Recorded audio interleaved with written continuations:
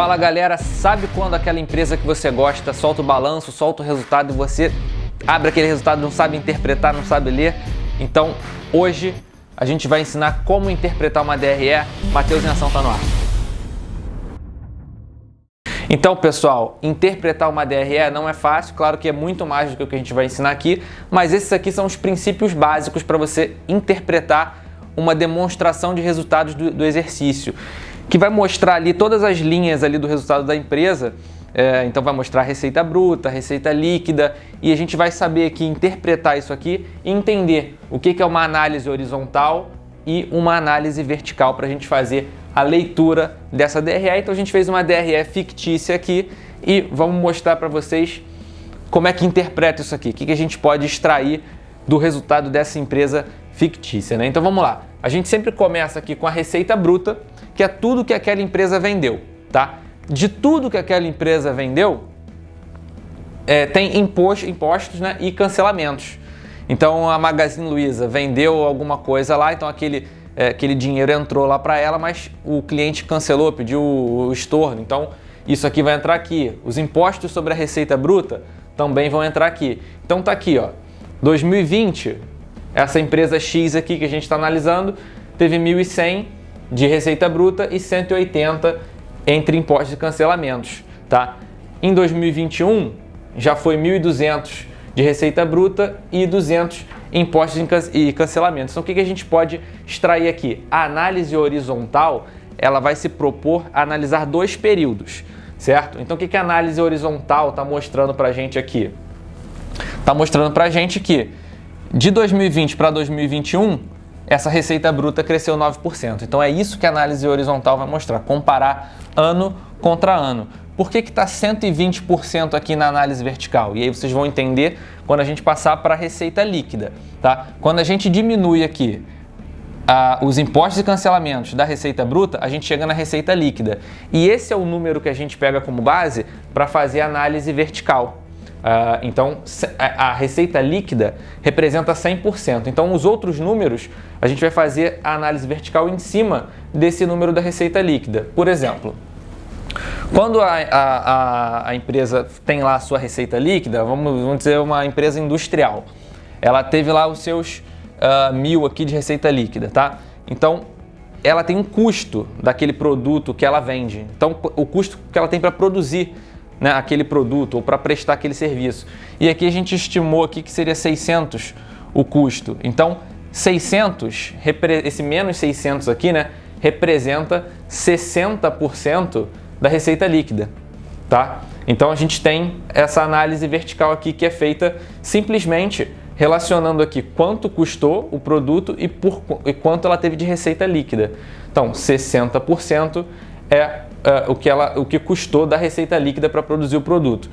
E aí, quando a gente desce uma linha na DRE, quando a gente diminui a receita líquida, né, e diminui o custo das vendas, a gente chega no lucro bruto. E isso aqui nada mais é, na análise vertical, do que a margem bruta. Ou seja, o lucro bruto, né, que é 400, ou seja, 1.000 menos 600, a margem bruta é quanto dessa receita líquida a empresa transformou em lucro bruto. Então a margem bruta 40%. Como a gente já aprendeu aqui, análise horizontal fácil, né? O lucro bruto era 340, subiu para 400, ou seja, o lucro bruto cresceu 18%. E aí dentro, nessa linha do lucro bruto aqui, sobre esse número aqui, que nesse caso é 400, vão entrar diversas despesas, né? Então, despesa com venda, despesas gerais administrativas, outras despesas operacionais e o total de despesas operacionais, que é a soma dessas três aqui. Então, a gente tem aqui que as despesas operacionais eram 200 em 2020, agora é 220, ou seja, as despesas cresceram 10% e representam 22% da receita líquida. Ou seja, será que isso aqui é ruim? A despesa ter crescido 10%? Bom, a despesa pode ter crescido 10%, mas o lucro bruto cresceu 18%. Então é normal que se tenha também mais despesas. O importante é que essa despesa aqui não seja acima do crescimento do lucro bruto. Tanto que, quando a gente diminui o lucro bruto de todas essas despesas aqui, a gente chega no EBITDA, que a gente fala muito aqui no canal, que é uma proxy de geração de caixa de lucro operacional. Então o EBITDA, reparem, era 140, né? E agora é 180. Então a gente tem uma margem EBITDA na nossa análise vertical de 18%. Sendo essa margem EBITDA 18%, a gente pode ver também que o EBITDA evoluiu 29% desse ano, que é 2020, para esse ano aqui, que é 2021. Então a gente pode ver que a empresa expandiu o seu EBITDA, né, o seu lucro operacional, em 30%. Tá? A gente já aprendeu aqui também que depreciação e amortização estão incluídas aqui no EBITDA. E aí a gente chega no EBIT. O EBIT a gente já aprendeu que se a gente tirar a depreciação e amortização do EBITDA, a gente chega no EBIT. E aqui a gente chegou em 125, né? Se a gente fizer aqui a análise horizontal, comparar contra o EBIT do período anterior, a gente vê que o EBIT cresceu 39%, né? Então essa empresa teve um aumento do seu lucro operacional, né? E o que a análise vertical vai mostrar para a gente? A margem EBIT, ou seja, quanto da receita líquida virou lucro operacional. E esse número aqui pode ser muito bem usado para comparar com outras empresas, inclusive, né? Então, 13% de margem EBIT nesse caso. Quando a gente tem o EBIT, né, é o lucro operacional da empresa. Dentro do EBIT, a gente tem um resultado financeiro que vai ser excluído desse EBIT, né? Então, essa empresa vai pagar juros, ela tem empréstimos, né? Ela toma dinheiro de terceiros, então ela paga juros sobre esse capital. Então, esse número vai ser abatido do EBIT. Então, a gente tem aqui, por exemplo, menos 15, né? A gente tinha 125 de EBIT, abateu 15 de resultado financeiro negativo, né? Dos juros que ela pagou pelo capital que ela tomou emprestado, chegamos em 110 de lucro operacional, né? Ou EBT. Então, esse lucro operacional é o que vai servir como base para calcular o imposto de renda / contribuição social dessa empresa. Então, se a gente tem 110 e a gente calcula uma alíquota de 25%, a gente vai chegar que ela tem que pagar 27,5% de imposto de renda. Isso vai ser abatido do lucro operacional e finalmente a gente chega no lucro líquido. Então, essa empresa aqui deu um lucro de 82,5%. Lembra que ela teve aí 1.000 de receita?